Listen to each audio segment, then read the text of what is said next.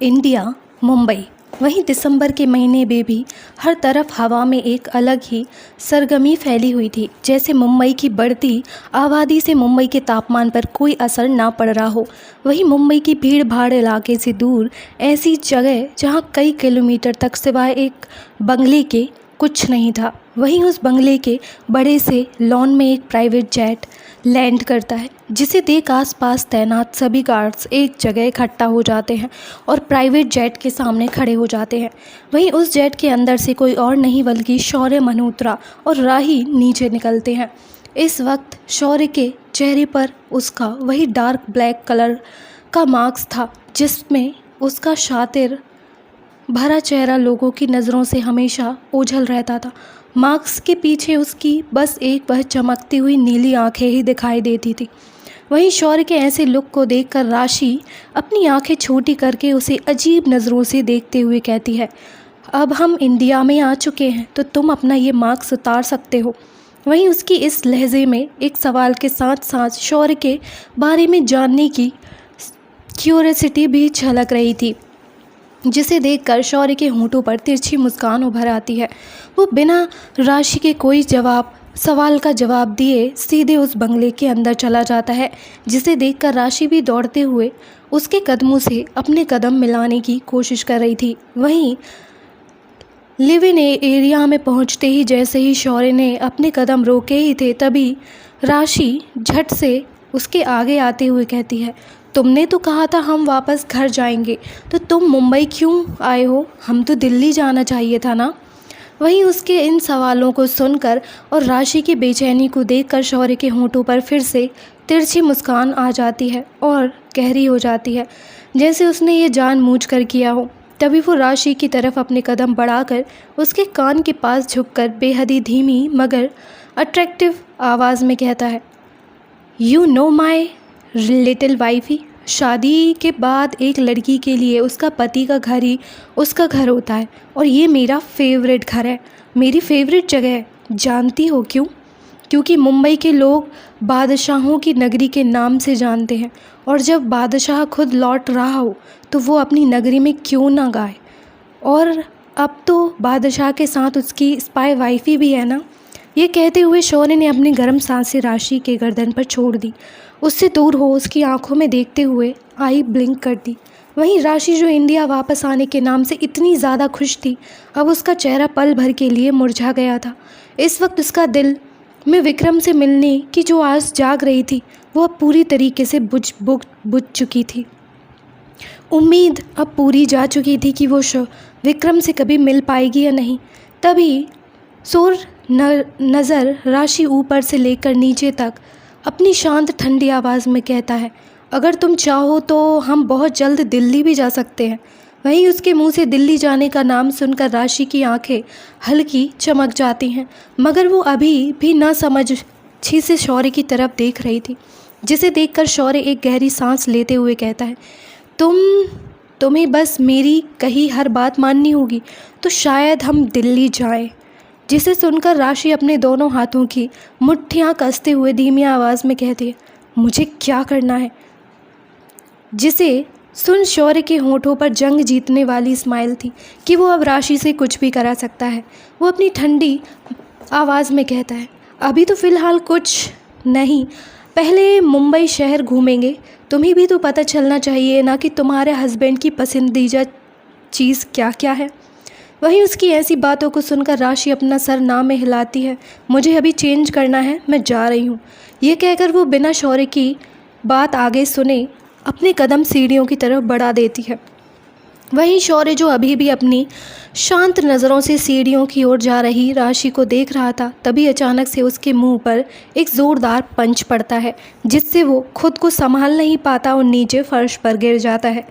इस वक्त शौर्य का चेहरा दूसरी तरफ मुड़ चुका था। अब भाई, हमारे शौर्य मल्होत्रा को किसने मारा है, ये तो आपको आगे पता चलेगा। उसके मुंह पर हल्का सा खून निकलता हुआ उसके होंठों पर लग गया था। उसने अपनी आंखों में अभी भी एक अलग ही ठंडापन था। वहीं शौर्य बिना सामने देखे अपनी तीखी आवाज़ में कहता है, तुम्हें मेरी याद अब आ रही है मिस्टर राहिल रायचंद्र? वहीं इस वक्त शौर्य के ठीक सामने एक शख्स खड़ा था, जो और कोई नहीं बल्कि शौर्य का बचपन का दोस्त, उसी की तरह माफिया वर्ल्ड का किंग मिस्टर राहिल राय चंद्र था। इस वक्त राहिल की उन भूरी आंखों में अलग ही खून उबला हुआ था। इस समय उसकी सांसें भी काफ़ी तेज़ थी। अब भाई बचपन का दोस्त है तो हमारे शौर्य मल्होत्रा को तो मार ही सकता है।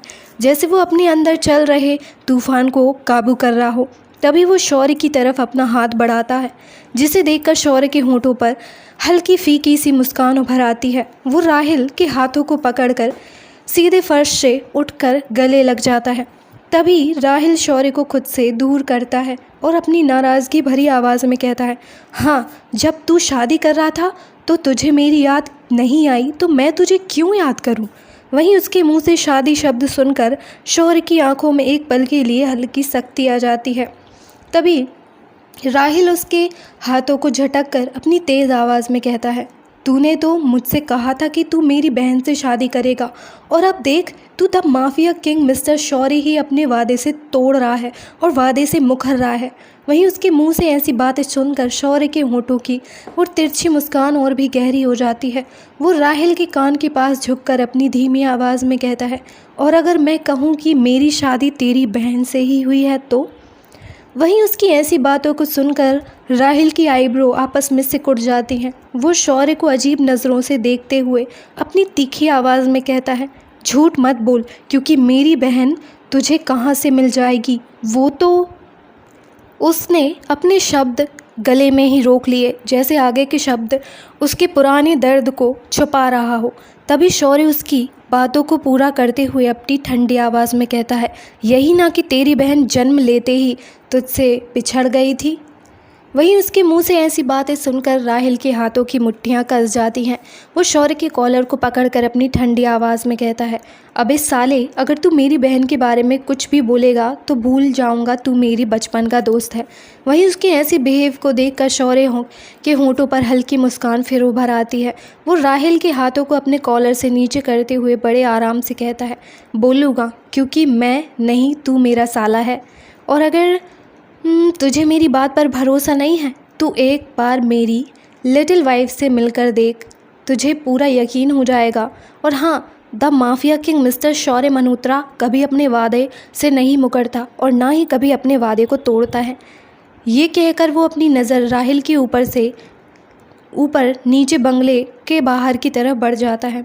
वहीं उस लिविंग हॉल में अभी भी बस राहिल और उसके अंदर चल रहा एक अजीब सी कसमकस मौजूद थी।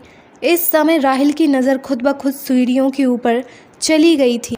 इस वक्त राशि शौर्य के कमरे में बैठी अपना लंच कर रही थी और अजीब सा चेहरा बनाते हुए प्लेट में रखे खाने को घूर रही थी। वहीं उसके ऐसे बिहेवियर को देखकर सामने खड़ी मेड धीरे से कहती है, मैम, सर का यही ऑर्डर है कि आपको ऐसा खाना ही दिया जाए जब तक आप पूरी तरीके से ठीक ना हो जाएं, स्ट्रॉन्ग ना हो जाएं। वहीं उस मेड की बात सुनकर राशि उसे देखकर घूरते हुए हल्की तेज़ और नाराज़गी भरी आवाज़ में कहती है, अच्छा, पर मुझे आपके सर की तरह हॉट बॉडी नहीं चाहिए, और मैं ये घास फूस क्यों ही खाऊं? ये कहकर वो सामने रखी प्लेट को घूरने लगती है। वहीं इस वक्त उसके ठीक सामने प्लेट में उबले हुए चावल, सलाद और उबले हुए राजमा की तरह चीज़ रखी हुई थी, जिसे देखकर राशि के आंखों के सामने एक बार फिर से विक्रम का चेहरा नज़र आता है। वहीं इस वक्त उसके ठीक सामने प्लेट में उबले हुए चावल, सलाद और उबले हुए राजमे की तरह भी चीज़ दिख रही थी, जिसे देखकर राशि के आंखों के सामने एक बार फिर से विक्रम का चेहरा घूम जाता है कि किस तरह वो विक्रम शाम के वक्त गोलगप्पे, चाट और ऐसे ही मसालेदार खाना खाया करते थे। वहीं इन बातों को याद करके राशि के होंठों पर एक हल्की मुस्कान आ जाती है। उसने एक गहरी सांस अपने जज्बातों को अंदर दबाते हुए ली और प्लेट से चम्मच उठाई। तभी उसके कानों में एक तेज़ सख्त आवाज़ गूंजती है, तुम्हें ये सब खाने की कोई ज़रूरत नहीं है एंजल। वहीं इस आवाज़ को सुनकर राशि के हाथ हवा में रुक जाते हैं। वो अपनी नज़रें उठाकर उस आवाज़ की तरफ देखती है। वहीं इस वक्त दरवाजे पर और कोई नहीं बल्कि राहिल खड़ा था। वो अपनी ठंडी निगाहों से, हैरानी भरी निगाहों से राशि को देख रहा था। तभी वो धीरे से खुद में ही बुदबुदाया, वही चेहरा, वैसा ही रंग और आवाज़ के साथ वही अंदाज़, मतलब सच में ये मेरी एंजल है। वहीं राशि जो राहिल को अभी ना समझी में देख रही थी और उसे ऐसे खुद से बोलता देखकर धीरे से कहती है, आप भी मुझ पर हुक्म चलाने आए हैं क्या? वहीं जैसे ही राही की बात राहिल के कानों में पड़ती है, वो एक झटके में अपनी आंखें बंद कर लेता है और अपनी तेज़ कदमों से राशि के पास आता है और मेड को जाने का इशारा करता है, जिसे देखकर वो मेड वहाँ से चली जाती है। वहीं अब कमरे में बस राही और राहिल ही बचे थे। तभी राहिल राशि की प्लेट के चावल डालते हुए अपनी शांत आवाज़ में कहता है, मुझे तुम्हारा अंदाज़ बहुत पसंद आया। वहीं राशि अभी भी राहिल के ना समझी में देख रही थी, उसे समझ नहीं आ रहा था कि ये कौन है। उसने धीरे से कहा, मतलब? जिस पर राहिल उसकी आंखों में देखते हुए कहता है, यही कि तुम शौर्य से नहीं डरती हो। वहीं उसकी ऐसी बातों को सुनकर एक पल के लिए राशि राहिल के शांत चेहरे को देखती है और फिर अपनी व्यंग भरी आवाज़ में कहती है, वो तो मुझे उनके ऑर्डर्स सुनकर थोड़ा डर लगता है। आपको पता है, वो हमेशा मुझ पर अपना हुक्म चलाते रहते हैं, ये मत खाओ, वो मत पाओ, यहाँ मत जाओ, वहाँ मत जाओ। और उन्होंने तो दिल्ली की जगह मुझे यहाँ मुंबई में लाकर पटक दिया।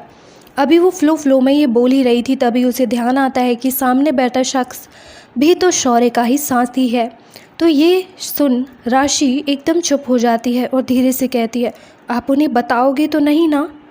वहीं उसके अंदर ऐसे बचपना देखकर राहिल के होंठों पर एक गहरी मुस्कान उभर आती है। वो राशि के हाथ पर अपना हाथ रखकर शांत आवाज़ में कहता है, अगर तुम मुझे अपने बड़े भाई की तरह मानोगी तो मैं हमेशा तुम्हें शौर्य के गुस्से से प्रोटेक्ट करूँगा, माय लिटिल एंजल। वहीं ना जाने क्यों राशि को राहिल से एक अलग ही अपनापन सा महसूस हो रहा था। उसके मुंह से शौर्य से प्रोटेक्शन शब्द सुनकर राशि के चेहरे पर एक चमक उभर आई थी। वो राहिल के हाथ पर अपना हाथ मजबूत करते हुए कहती है, सच्ची? तो मतलब आप मेरे बड़े भाई की तरह मेरे साथ देंगे? वहीं उसकी ऐसी बातों को सुनकर राहिल के चेहरे पर सुकून भरे भाव आ जाते हैं और वो राशि के गालों को थपथपाते हुए प्यार से कहता है, हाँ बिल्कुल। वहीं इस वक्त उन दोनों एक दूसरे के साथ इतना गहरा मेल मिलाप देखकर तभी इस भावनात्मक शांति को तोड़ते हुए वहाँ पर एक तेज़ आवाज़ गूंजी है, अभी तक तुमने लंच फिनिश नहीं किया। वही ये आवाज़ किसी और की नहीं, शौर्य की थी। वहीं शौर्य को यूं अपने सामने देख उसने नाराज़गी भरी नीली चमकती हुई आंखों को देखकर राशि के चेहरे पर घबराहट के बल पड़ जाते हैं। वो जल्दी से राहिल के पीछे अपनी आंखें बंद करके छुप जाती है और धीरे से कहती है, आप मेरे भाई होने का फ़र्ज़ निभाइए, मुझे प्रोटेक्ट कीजिए इस मॉन्स्टर से। वहीं उसे ऐसे बच्चों जैसी हरकतें देखकर छुपते हुए देखकर शौर्य की आंखें हल्की सिकुड़ जाती हैं। वो अजीब सा मुंह बनाते हुए कहता है, तुम्हें लगता है तुम मेरे पनिशमेंट से बच सकती हो, माय लिटिल वाइफी? ये कहकर वो अपने तेज़ कदमों से राशि की अब तो और अपने कदम बढ़ा लेता है, जिसे देखकर राशि की पकड़ राहिल पर और मजबूत हो जाती है। तभी राहिल शौर्य के कान के पास झुककर अपनी शांत मगर ठंडी आवाज़ में कहता है, अगर तूने मेरी बहन को परेशान किया तो मैं भूल जाऊंगा कि तू मेरा बचपन का दोस्त है। वहीं उसकी ऐसी बातों को सुनकर शौर्य अपनी आंखें छोटी करके उसे घूरता है और कहता है, वो अब तेरी बहन नहीं मेरी बीवी है, इस नाते से उसके सारे फैसले मैं करूँगा। वहीं उसकी ऐसी बातों को सुनकर राहिल के हाथों की मुट्ठियाँ कस जाती हैं। वो जिसे शौर्य को कुछ कहने को हुआ तभी शौर्य उसके कान के पास झुककर अपनी शातिर आवाज़ में कहता है, ये छोड़, तू अपनी सनशाइन के पास जा, सुना है वो तुझसे पीछा छुड़ाने के लिए भागने की कोशिश कर रही है। वहीं उसकी ऐसी बातों को सुनकर राहिल की आंखें एक पल के लिए हैरान हो जाती हैं। बिना कुछ बोले वो अपने तेज कदमों से अपने कमरे की तरह चला जाता है। अब उस कमरे में बस राशि के दिल की तेज़ धड़कन, शौर्य का ईगो ही बचा था। वहीं शौर्य की जलती हुई निगाहों को खुद पर महसूस करके राशि अपने कदम पीछे लेते हुए ही थी। तभी शौर्य एक झटके में उसकी कमर को अपने मजबूत हाथों से पकड़ लेता है और उसे अपने खींच कर खुद में चिपका लेता है। वहीं उसके ये सब इतनी तेज़ी से किया था कि राशि को कुछ समझने का मौका ही नहीं मिला, मगर गिरने के डर से राशि ने इस वक्त शौर्य के शर्ट को बड़ी मजबूती से पकड़ा था। वहीं दूसरी तरफ इस वक्त राहिल उस फार्म हाउस के पीछे वाले एरिया में खड़ा था। इस समय उसकी शांत मगर आग से भड़की हुई आंखें थीं। उसकी आंखें आग की तरह दहक रही थीं। वहीं उसके ठीक सामने इस समय एक लड़की अपना सर झुकाए हुए खड़ी थी। फार्म हाउस के पीछे वाले एरिया में इस वक्त राहिल खड़ा था। उसने अपनी गुस्से से लाल हाथों की नसें तनी हुई थी। वो अपनी जलती हुई निगाहों से सामने की ओर घूर रहा था। वहीं इस वक्त ठीक उसके सामने एक लड़की अपना सर झुकाए खड़ी थी। इस समय उसने आसमानी रंग का फ्रॉक सूट पहना हुआ था। उसके लंबे बालों की चोटियां गुथी हुई थी। उसका रंग हल्का सांवला था, मगर इससे उसकी खूबसूरती में कोई भी कमी नहीं थी, बल्कि एक तरह से उसका इस सांवलापन उसे और भी अट्रैक्टिव बनाता था।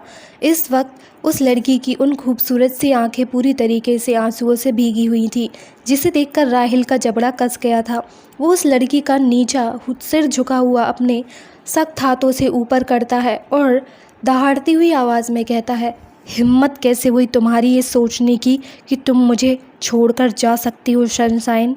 वहीं उसकी ऐसी गुस्से भरी आवाज़ सुनकर वो लड़की, जिसका नाम सांझ था, उसका शरीर पूरी तरीके से डर और घबराहट से कांप जाता है। उसे राहिल की तरफ देखने में भी डर लग रहा था।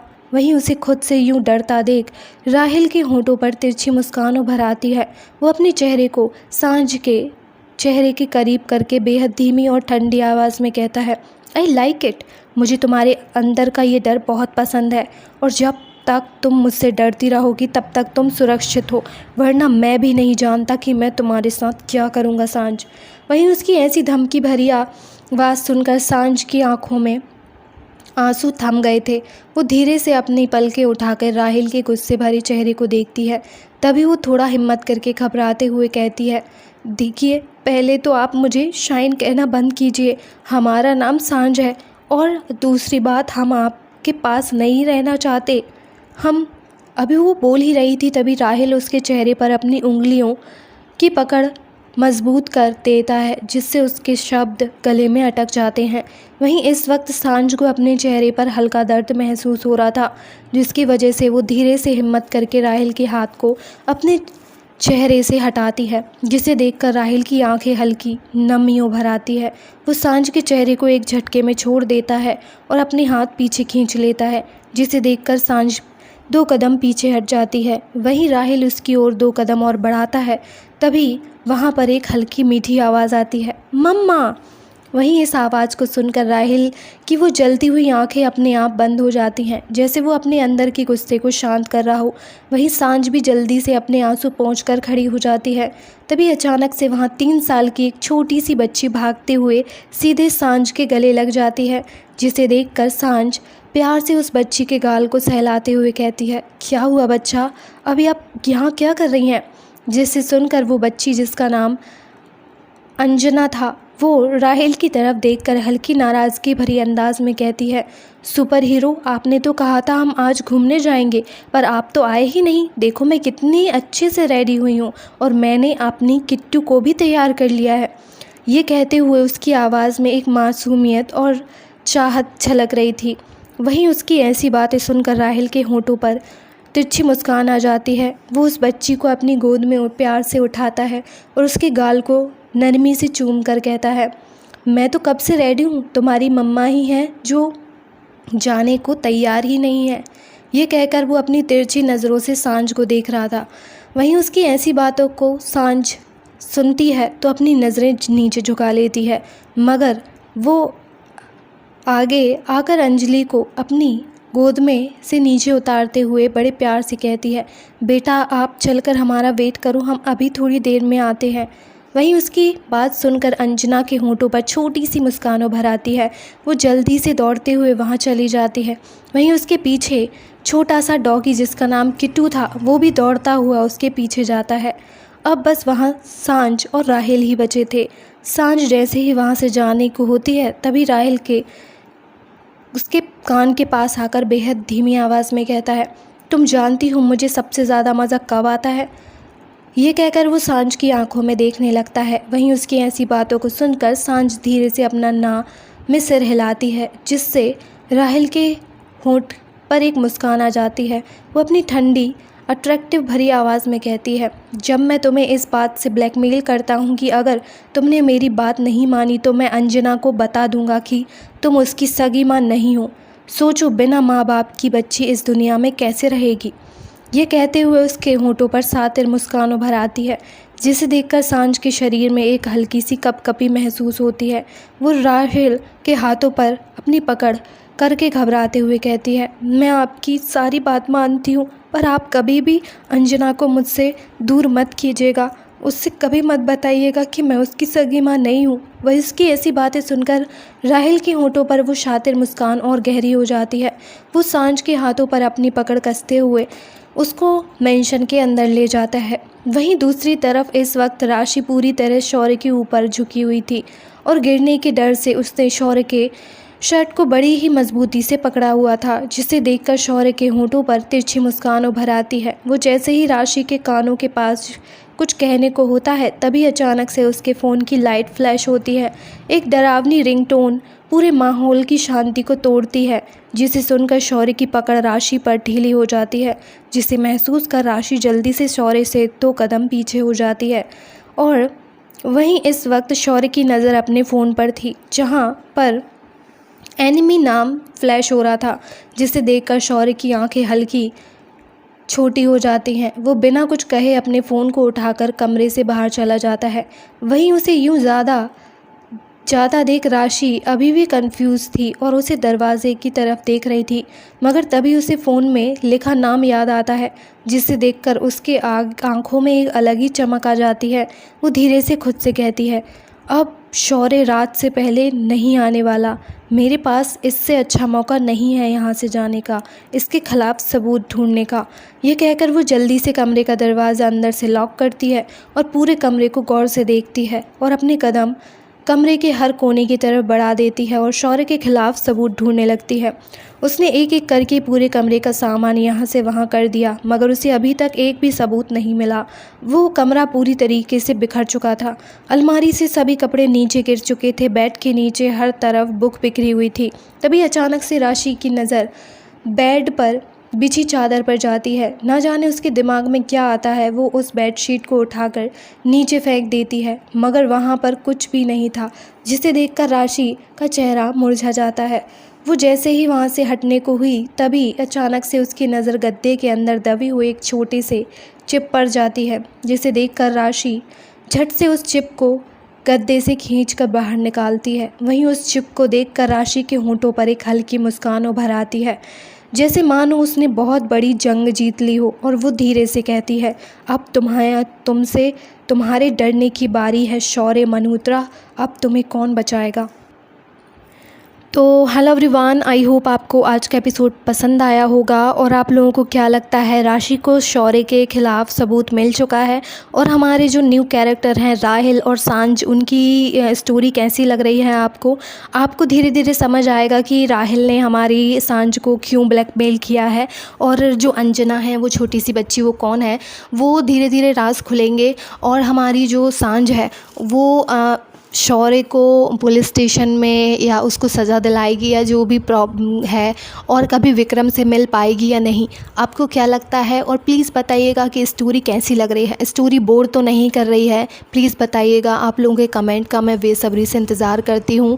और आपको ये नया ट्विस्ट कैसा लगा कि हमारी जो राशि हैं उनके भाई भी हैं राहिल, तो इनकी स्टोरी भी आगे पता चलेगी कि हमारी जो राशि हैं वो किस परिवार से हैं और क्यों बिछड़ गई थी अपने परिवार से। तो धीरे धीरे सब कुछ खुलने वाला है, सब कुछ रिवील होने वाला है, और हमारे विक्रम को भी मैं बहुत जल्दी दिखाऊंगी। और आप लोगों को आई होप स्टोरी पसंद आ रही होगी। थैंक यू फॉर वॉचिंग और लव यू बहुत सारा आप सबके इतने सपोर्ट के लिए। ऐसे ही सपोर्ट बनाए रखिएगा। थैंक